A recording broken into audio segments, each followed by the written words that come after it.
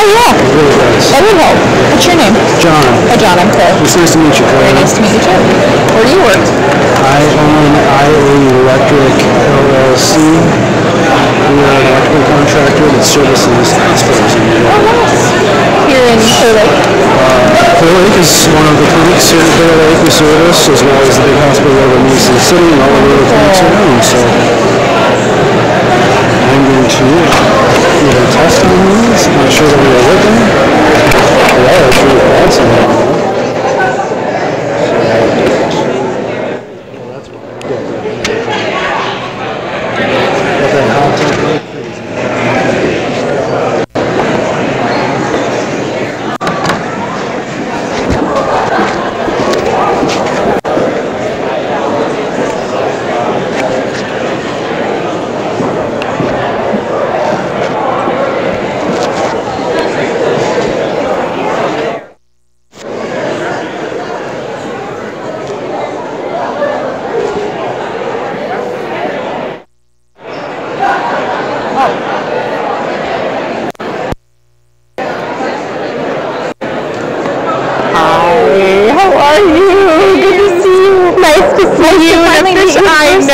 I know. This is my campaign chair, Liz Tyler. Very nice to meet you.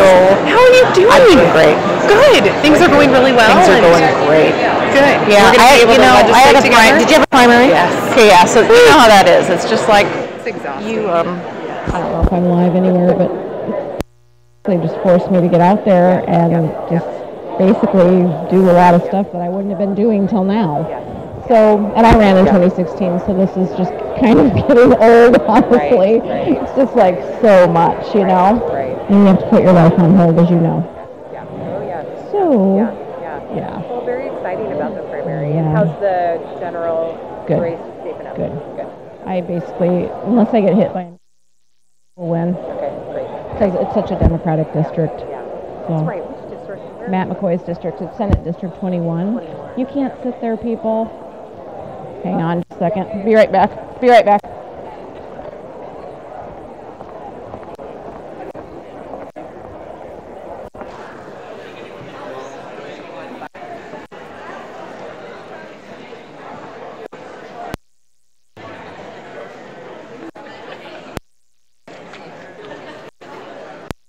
Can I borrow this?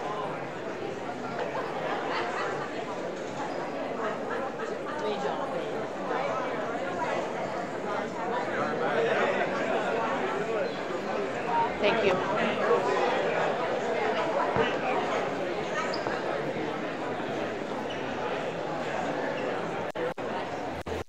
Jeff. Claire, good to see you. Of course. Nice to see you. You made the trip up. Claire, Tom Powers. Hi, very nice to meet you. Hi. Hello, darling. Yes. Hello. A long-time friend. Did you see the picture I sent you? No. Is it here? It's hilarious. Oh, that would I didn't post it, but it's funny. have opportunities. They're probably going to. Okay, just so you know, if you should I post on that pack, if you pull that out, just you need to mute this. You can hit this.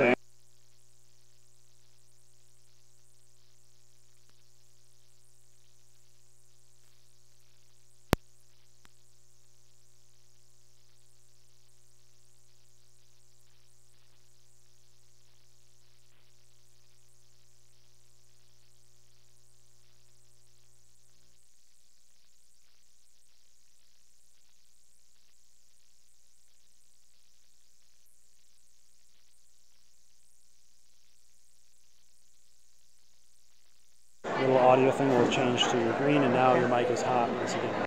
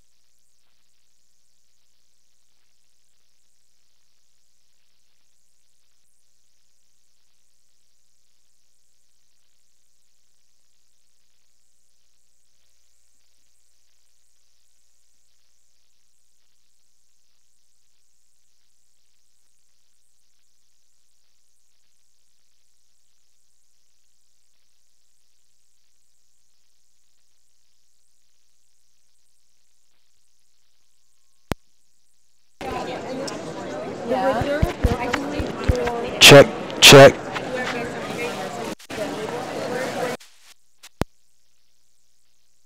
how does this work? Okay, so I'll tell her the same way that I told you. If you want to mute this thing so that you wait.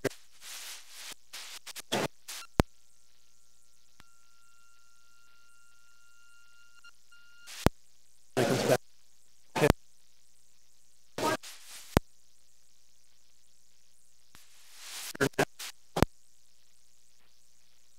That on you? Whenever I have a mic nearby, I think it's safer to assume that it's always live, even if it's not live. I would absolutely always assume that it's live, even if it's dead and you've done this, because you never know. Well, that's going to be. Whichever way You can spin that all around too on the microphone. I mean, Right, but I can't. Right, but I can't figure out.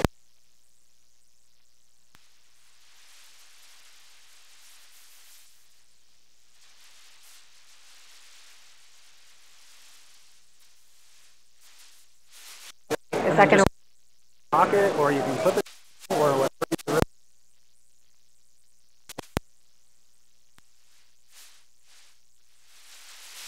where?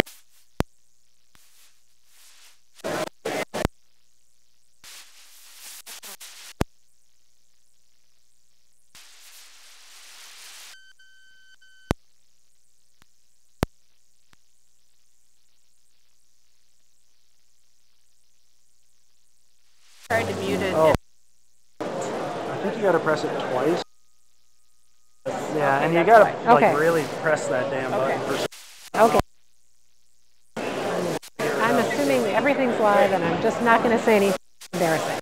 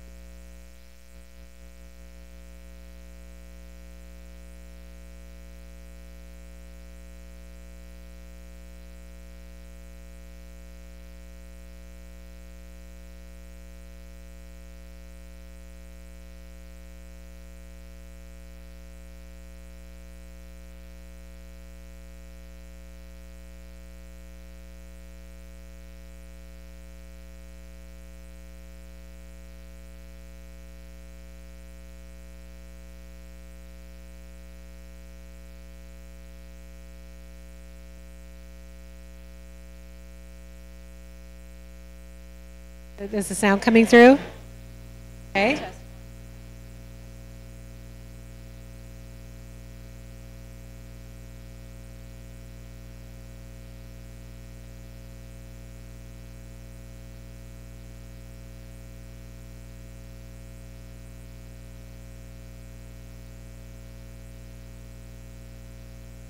want us to start?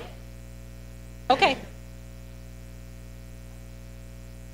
Hi, I'm Laura Bellin from the Bleeding Heartland website. I'm here at the historic Surf Ballroom in Clear Lake. The Democratic wingding is about to start, but I'm going to be talking with some candidates for the Iowa Senate and House before then.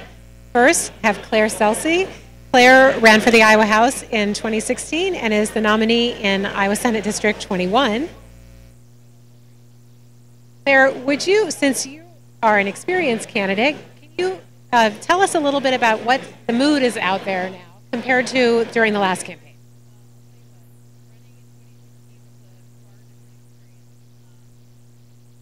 I felt like I was kind of walking through a desert by myself.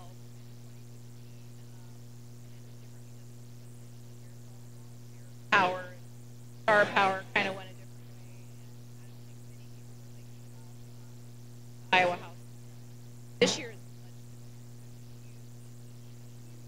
different mood out there. I've had a lot of independents tell me they're definitely going for Democrats this year. Now that's anecdotal, obviously. You can't apply it in this situation, but honestly, I just feel like it's a totally different mood out there. A lot of energy. I do live in a kind of Democratic-leaning district, so that might be it too, but just a lot different. Claire's district is in Polk County, and there was massive, massive turnout for our primary, but there was pretty strong turnout all over the state. And I was wondering, do you have a sense that people who don't normally vote in a non-presidential year are motivated to vote this year? I believe so. In 2016, I had a lot of people tell me that they couldn't get excited for the candidates and really didn't think their vote was needed. I think there was a general perception that Hillary was going to win.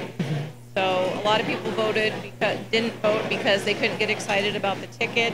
A lot of people didn't vote because they thought she was going to win. So it was kind of a lose-lose proposition. And what I also found out is that people do vote for the top of the ticket, and it kind of slides downhill. So candidates like me, they may not even have gotten to my name on the ballot. Mm-hmm. So it was kind of depressing, although I wasn't alone. So I mean, by the time I went to bed that night, I realized it was a blue wave or a red wave going across the country. Mm-hmm. So I didn't feel as bad, but it was still a nightmare. Mm-hmm. This time feels just a ton different. It feels like more energy, more people voting. So I'm very, very excited. When you're knocking on doors, what are people wanting to talk to you about? Education is huge, and it's probably sometimes because I bring it up first, but people are really concerned about public education in the state of Iowa. So I feel like they want to talk about that. And then also health care is just absolutely huge, including mental health care. Mm-hmm. Mental health is just, it just needs more funding. It needs a more solid funding stream.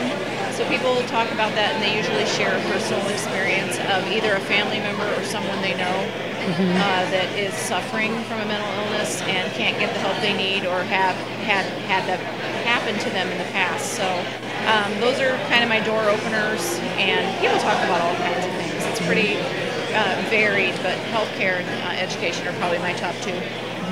Sometimes people ask me, they want to be involved in some way. They don't feel comfortable picking up the phone and calling strangers. Maybe they don't want to knock on doors. What are other ways that people could help candidates like you or candidates anywhere in the state? Well, I will quote my friend Rob Sand, who's running as a statewide for auditor.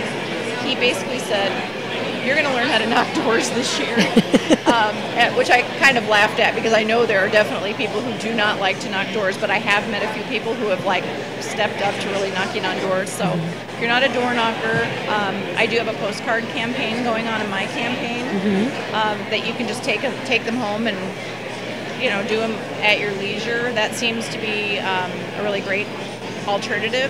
Phone calls are still there, although I don't believe phone calls are as effective as they used to be because everyone has a cell phone and they screen their calls now. Right. However, advocacy on social media is something that everyone can do. Like posts, share posts, and be just more active telling your friends who you're voting for and why.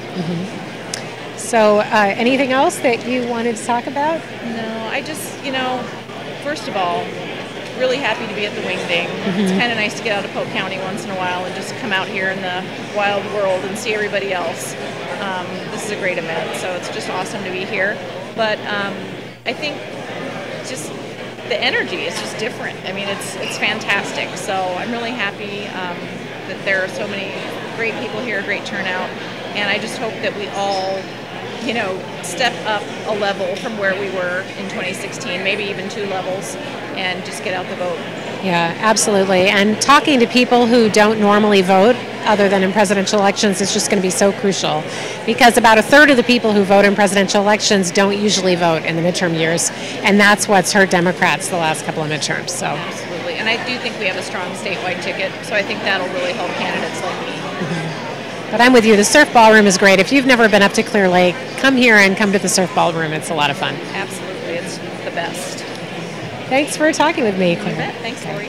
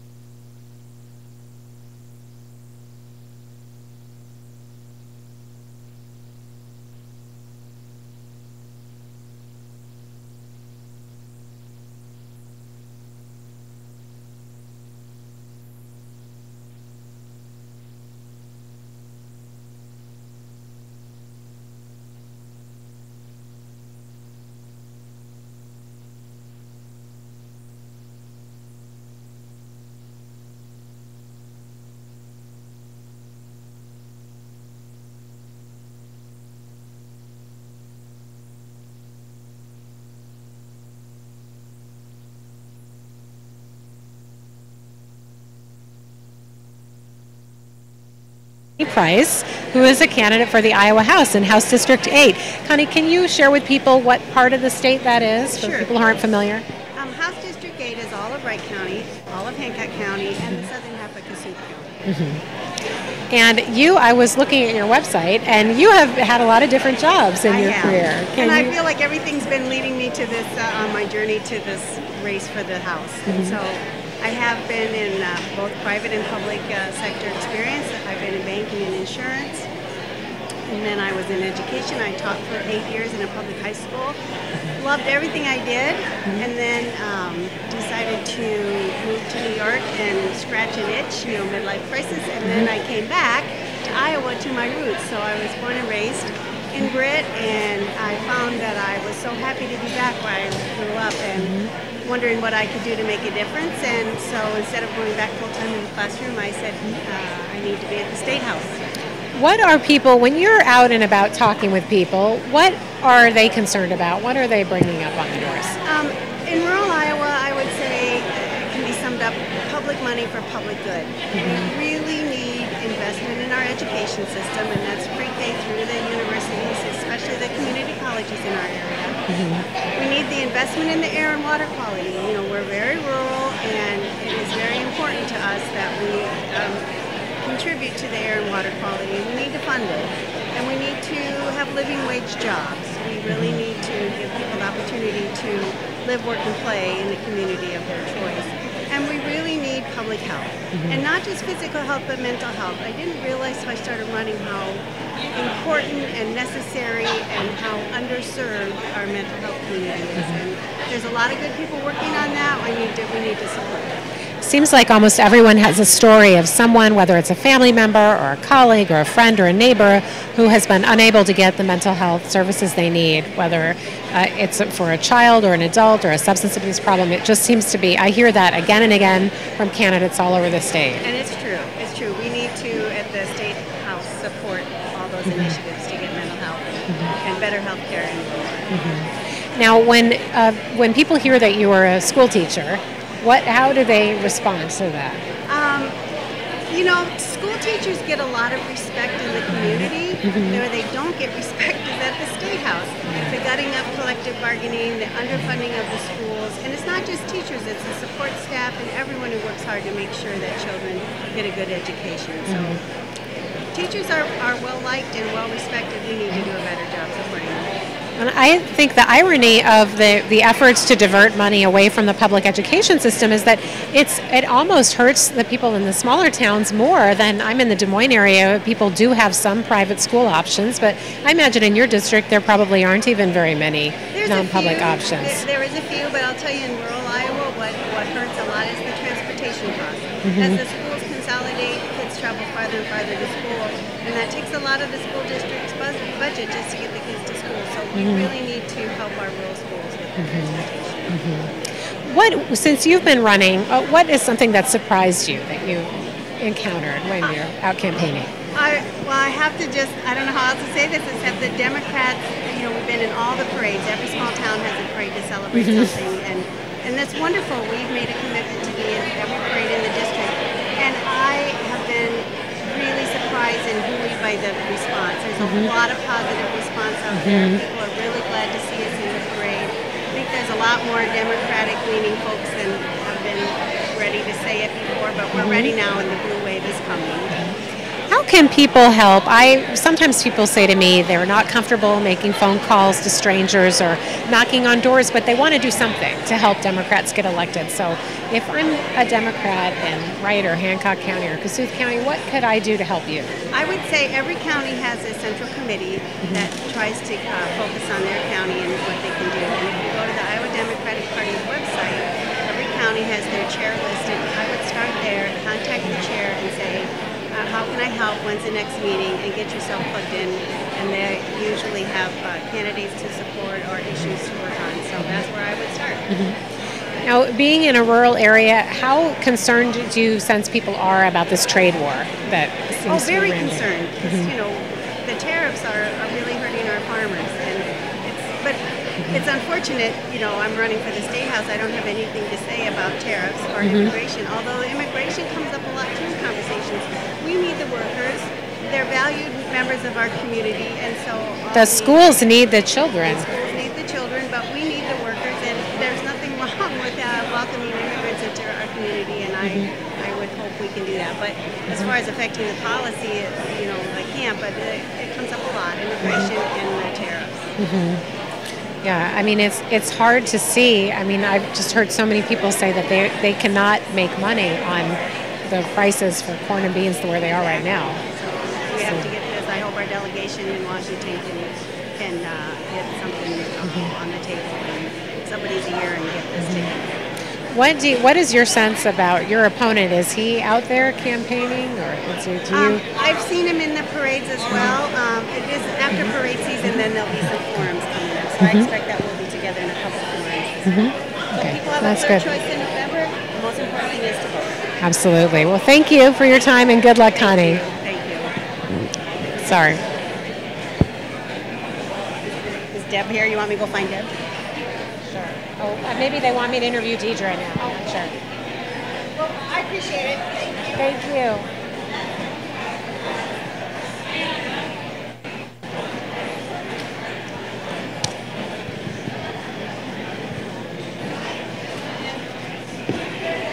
You're doing great. No problems at all. But I need to be, the mic needs to be. Okay.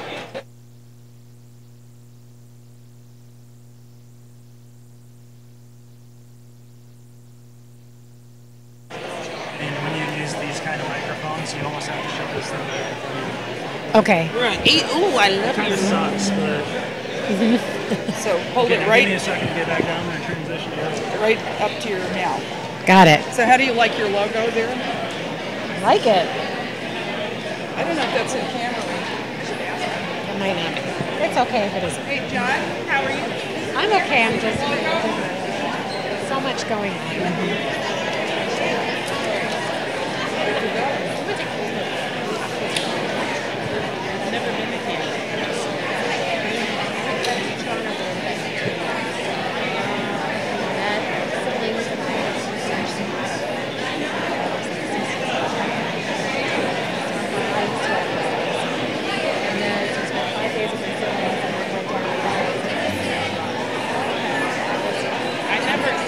I remember my parents talking when I was a kid about how hard it was for them to get their siblings together.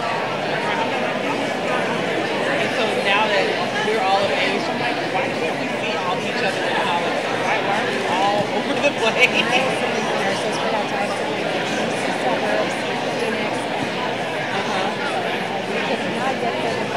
Last year we all met in Kansas City for the solar clubs. It was good. We were lucky to we've tried to do it easier. Whenever you're ready. Great. Hi, I'm back. It's Laura Bellin from Bleeding Heartland, and I am at the historic Surf Ballroom in Clear Lake ahead of the Iowa Democratic Wingding. And I am delighted to be here with Deidre DeJear, the Democratic nominee for Secretary of State.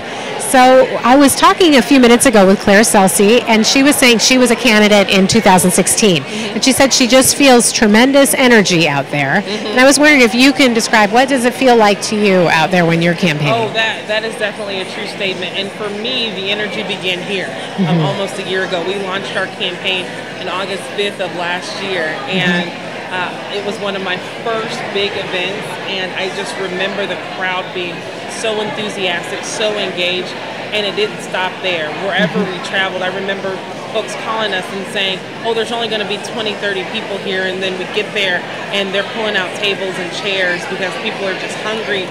They want to be engaged. They want to figure out a way to make a difference. They want to be around like-minded individuals, and so the enthusiasm is tremendous. So if folks aren't on board, get on, because it's a lot of fun. What can someone do? A lot of times people ask me, they don't feel comfortable calling strangers on the phone or knocking doors, but they want to be involved and get more people out voting this year. What are some ways that they could help? The first step is to get your family engaged, to call those people who sometimes it may be difficult to talk about politics. Well, don't talk about politics. Just talk to them about just simply participating in this election on November 6th. And as long as you can make your way around your family, maybe you'll get comfortable enough talking to people who you don't know. Because I think we have to start from somewhere. And in this day and age, especially in this time, we got to step a little bit out of our box in order to see progress happen. And so all of those reservations that people might have, I ask, maybe put a couple aside so that we can move forward with things. Because even as a candidate myself, it took a little bit for me to come up with whether or not I was going to run. And this was my first time ever doing something, so I had to step out of my box. And the reason why I did is because I had to think about what mattered, the issues that mattered to me, and what I thought I was capable of achieving in this role. Can you describe a little bit about what you'd like to do as Secretary of State? The biggest thing is increasing our voter turnout. We have about 2.4 million eligible voters in our state. 1.9 million are actively participating in our elections. I want to find that 400,000 and get them engaged in the process. In this past primary election, 13% turnout. And even though our Secretary of State bragged about that, I know that we can do better than 13%. But the way that we're going to do that is that we're making a conscious, deliberate effort of connecting with voters and inviting them to the process. Also educating them on this new process of voting and what that looks like. That's very, very key. And then the other thing is with our small businesses. I do small business development work, and so much about our small businesses. Secretary of State registers all businesses. A lot of people don't realize that. Yeah, and right now it's an excellent gateway to get your business started. But what I would like to do, because so many of our business owners have to go through that office in order to even get a bank account for their business, I want that office to connect our business owners to the resources that are going to help them grow. Because that 3 to 5 year mark with our business owners is a very, very vulnerable time. And a lot of times they need infusion of capital. They maybe need to shift how their focus is and really hone in on their target market. And there's resources out there for our business owners that are free and of quality that they could access. And so I want to make sure that those business owners know about that. Well, that's good to know. Now, Deidre worked on President Barack Obama's campaign here in Iowa in 2012, trying to reach hard-to-reach populations, to get people to vote. So in a typical midterm year like this, about a third of the people who will vote in a presidential election don't bother to vote in a midterm. So what can I say to those people to convey to them that their vote really will make a difference, even though the presidency is not on the ballot this year? Sure. I think the biggest thing is that the biggest thing that you can say is I want to hear your voice via the vote. These elections are not about the candidates. Even though us candidates may get people enthusiastic, may get people moving, may get people focusing on issues, we're only doing that so that people can participate, so that they can elect us to represent their values. And so these elections are less about us and more about the people choosing us. And so I beckon people to participate because we're at your beckoning call in this to serve you. And so we just need to hear more voices out there and more people participating. Your voice is valuable and it deserves to be heard, and you deserve an opportunity to express it. Now, you're running a statewide race, and the Wingding is an event that covers a couple dozen counties. As you campaign in different parts of the state, do you feel that people are raising different concerns, or do you feel that people are having more common concerns in Iowa? I honestly think that there are more things that we have in common as far as the values vantage point. I notice that people want civility. People don't want to be caught up in all of the hoopla of negativity and who's who and let's find this and let's find that. People want to make sure that their families are taken care of. Healthcare is a big concern for folks. Taxes and wages are a big concern for folks. And at the end of the day, I feel like people just want to make sure that their families are taken care of, and that's the common thing that I have. And with our aging populations, they want to make sure their kids and their grandkids are taken care of. There's a lot of folks out there that I talk to that are 65 plus, and they feel guilty because they're like, look at what kind of America I'm leaving for my grandkids. I need to change that before I'm out of here. And so there's a lot of heart out there in our state, and I think from my vantage point in the race that I'm running, the best that I can do to help people regardless of their values is to make sure they're at least voting and participating from that vantage point. Now, as running against an incumbent, even as you try to keep a positive focus in the campaign, you do have to in some ways make a case for people to fire him and hire you. So what's your case? Or why can you do this job better? Just visualize a door that says democracy. The key to our democracy is the vote. And it's time for Mr. Tate to turn over the keys because we can no longer trust him with our vote. He has not made a deliberate effort to get out the vote, to encourage people to participate in the process. One of the things that should be notorious for that office, but he's left it up to other people to do that. And I take issue with that. Day one, I can figure out ways to infuse excitement and generate activity in all of our elections, not just the presidential ones, but the small ones as well, because I've worked on it. And with our businesses, I know exactly what's needed. I know the resources that exist. And so I know how to train the staff in the Secretary of State's office to better provide the services to those business owners. Can you talk a little about the small elections you voted on? Yeah, so you worked on. I worked on some school board races. And right after the Obama campaign, a friend of mine was running for school board, and I ended up working on her race. And then the year after, I worked on another friend's race. And I opted at the beginning. I was like, no, I'm not going to do that. I'm not going to do that because I don't know. I don't even remember why, but I'm glad I decided to. And the reason why I am is because I realized that it was easier to get people to participate in a school board race than it was a presidential race. The argument was more concise. You could show them how their vote mattered, how their voice counted. You could show them how the issues that mattered most to them could get resolved at that level. And so it was like an immediate transaction. You didn't have to really do a whole lot of persuasion, and it was nonpartisan. But we see minimal turnout in those races. And when I'm saying minimal, like 5%, 10%. I mean, there was a race in southern Iowa where nobody voted for the school board candidate, and so they had to redo the election with a special election. And so my heart went out to those small elections, and it raised the awareness that I had on them, to the point where I'm like, we need more people participating in these elections. Well, really, I mean, your city council and your school board does a lot that affects your life. Exactly. I mean, in some ways, more than the president directly affects your life. Exactly. I mean, I remember knocking on doors. Literally, I knocked on a door where the individual said, oh, I'm not going to vote for the president because my sidewalk hasn't been fixed in 2 years. Well, that's a good issue. Right. He's just not the one to fix it. He's not the one to resolve it. And so there's lots of things that happen in our communities with our parks and with our roads and with our street lights and with our property taxes that we often flock to the federal level for, but they can't really resolve those issues. But there are folks who are a lot more easier to connect with, a lot more easier to touch. You probably see them in the grocery store who can resolve those things for you. Is there anything else? What surprised you as you've been out campaigning? What has surprised me? The amount of money needed to raise in these campaigns. That was really, really surprising, because out of all of the campaigns that I've been involved in, I've never really been involved on the money side. And so having to have that part of our race, at the forefront of my mind, I've been learning a lot. I've been learning a lot, but that's probably been the most surprising thing thus far. Now, Iowa's a big state. Sometimes we think of it as a small state, but believe me, when you have to travel around and talk to people everywhere, it takes time and it takes money. It does. It takes resources.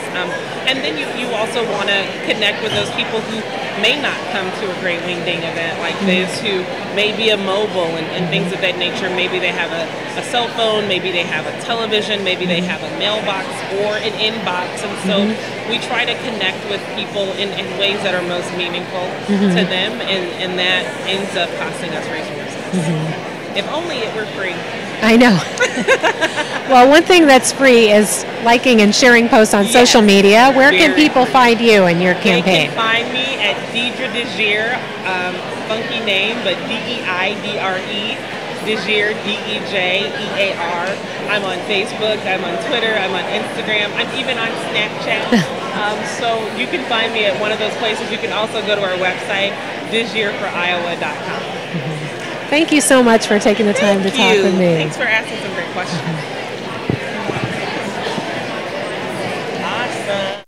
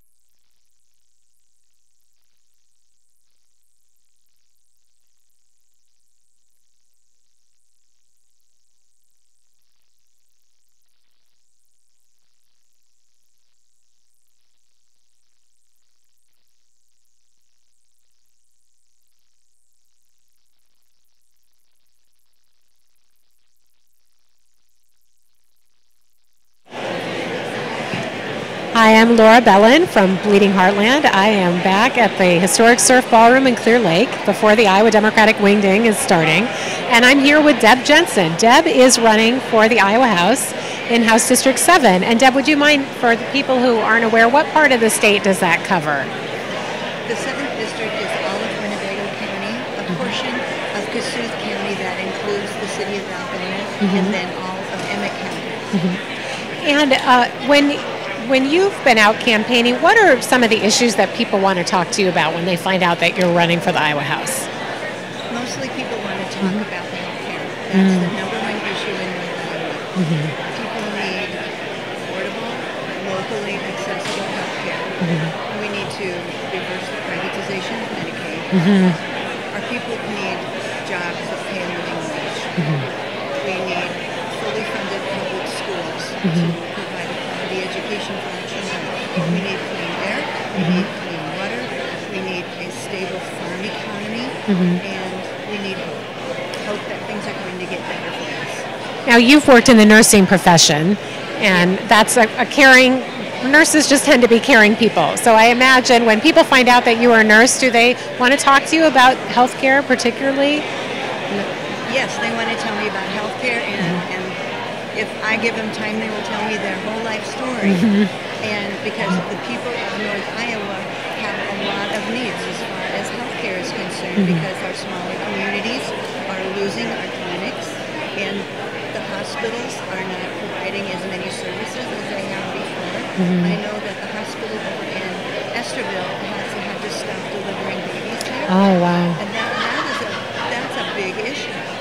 That's big for a community. So people have to drive, what, an hour to get, how long does, They do they have have? to drive from Esterville to Spirit Lake, or from like Sway City and Armstrong, all the way to Spirit Lake, or to Minnesota to Fairmont.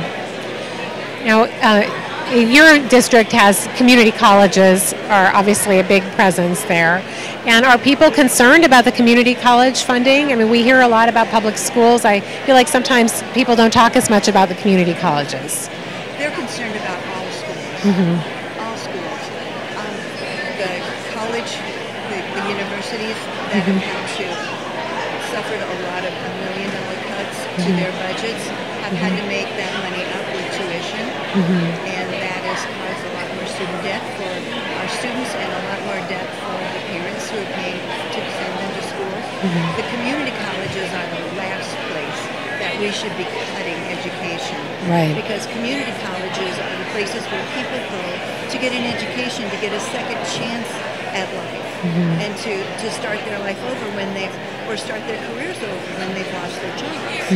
And that's just not the place to do it.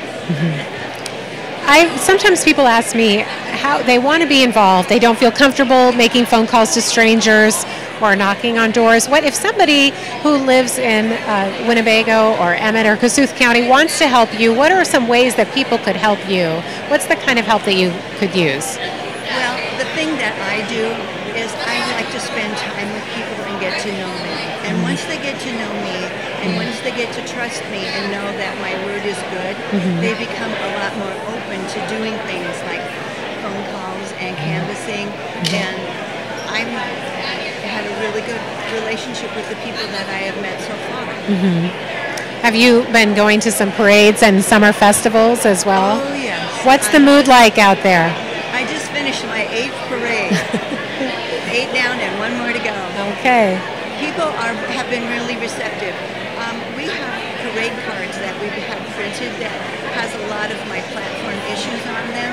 And instead of giving out candy or trinkets, we give out these cards. They're twice the size of a business card, and it's short and sweet and just bullets of what my platform is and some of my quotes that I use.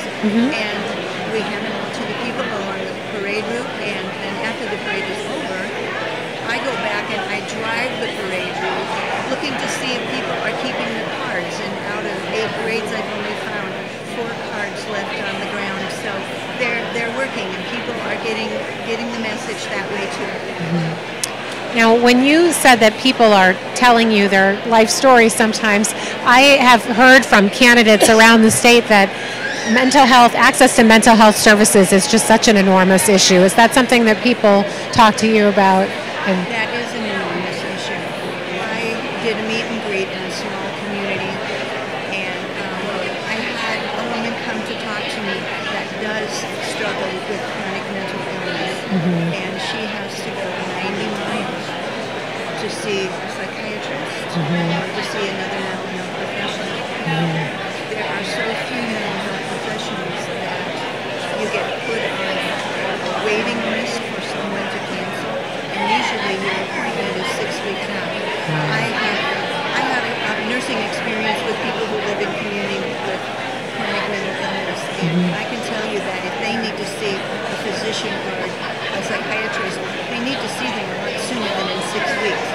Because when 6 weeks goes by, that person is usually sick and needing hospitalization, and that is why we need to turn that around. We need to rebuild our mental health system. And the Medicaid, you mentioned the Medicaid privatization. I mean, I have not heard one positive story about how that's helped anyone in any role. Not only the patients, but it's terrible for the providers and for the hospitals. And the state of Iowa just hired their third managed care organization that they wouldn't hire the first time around.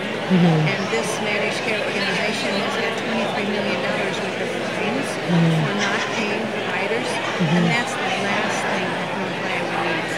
Our providers are having enough trouble serving their clients and paying the bills and doing what you have to do to stay in business. I heard last year after the legislature passed the collective bargaining bill that Minnesota school districts were going to be recruiting teachers from North Iowa to come to Minnesota where they can get better contracts. Have you heard about that happening anywhere in your district? That's exactly true. The school district of North Union has lost 4 teachers this year. Wow. And that is a huge loss. That's a huge loss to its community and a small school district like that. Is there anything else that's on your mind that you've learned or that surprised you as you've been out campaigning? So this is your first campaign. This is my first campaign. Yes, I've never done this before. To begin with, I ran because nobody else would. And we found out just a few days before the nomination papers had to be into the Secretary of State's office that no one was running against the Republican incumbent. And we couldn't find anybody else to do it, and so I decided to do it. Well, thank you for stepping up. It's a big time commitment, but it's really important to offer people a choice everywhere in the state. So right now, I'm just having the time of my life, getting to know all kinds of new people. I love meeting new people, and after being a public health nurse, I have a lot of experience of going and knocking on somebody's door that I don't know and getting to know them, and it's really served me well in campaigning and having the time of my life. And somebody told me that nurses are almost like the highest favorability of any profession in polls. Like, people don't like journalists and politicians or the salespeople, but they love nurses even more than teachers. So I don't know why, but they just seem to think that nurses' word is gospel. And I think mostly that's because nurses are trained to be advocates for people. And I have been an advocate for people for 35 years. And if I should get elected, I'm not going to lose that part of me. That part of me will live on my entire life. And it's my passion, is to advocate for other people. It becomes second nature to me. And I think that I do a good job. Well, thank you. I hope you get the chance to advocate in the State House, because the incumbent in your district sure isn't doing a good job for the people of Iowa. So yes, North Iowa needs a new voice, and they need a different approach to problems. Thanks so much, Deb. Thank you.